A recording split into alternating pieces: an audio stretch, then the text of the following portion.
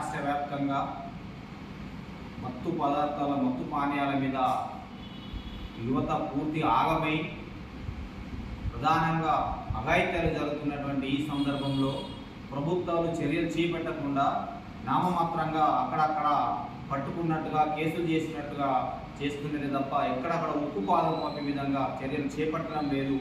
దానివలన ఈరోజు మహిళలు రోడ్డు మీద తిరగాలన్నా వృద్ధులు తిరగాలన్నా భయభ్రాంతులకు గురయ్యే పరిస్థితి ఉంది రాష్ట్ర వ్యాప్తంగా.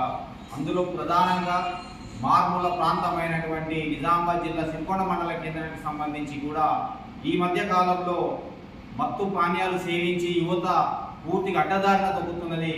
ఆ యువతకు అవగాహన కల్పించకపోగా ఈరోజు కేవలం నామాత్రంగా కేసులు చేసి జైల్లో దోస్తున్నామని చెప్పేసి ప్రభుత్వాలు చెప్పుకోవడం ఇది సిగ్గుచేటుగా మేము భావిస్తూ ఉన్నాం.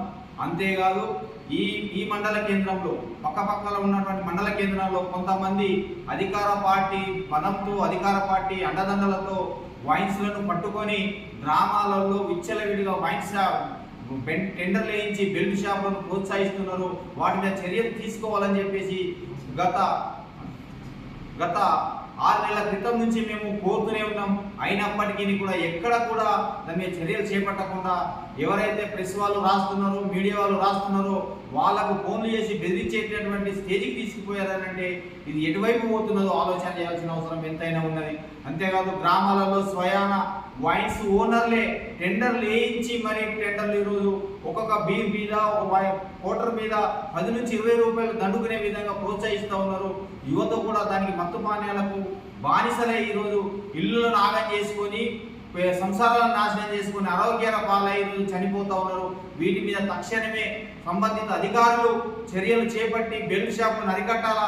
ప్రభుత్వం ఇచ్చినటువంటి ఆనాడు కాంగ్రెస్ పార్టీ ఎన్నికల హామీలో బెల్ట్ షాపులను అరికడతామని చెప్పేసి కంటపదంగా చెప్పినటువంటి ప్రభుత్వం ఈరోజు దాని గురించి మాట్లాడకుండా ఊసెత్తకుండా కేవలం ఆదాయం కొరకే ఈరోజు టెండర్లు నడిపించి ఈరోజు బెల్ట్ షాపులు నడిపించే విధంగా ప్రభుత్వాలు కొనసాగుతున్నాయి.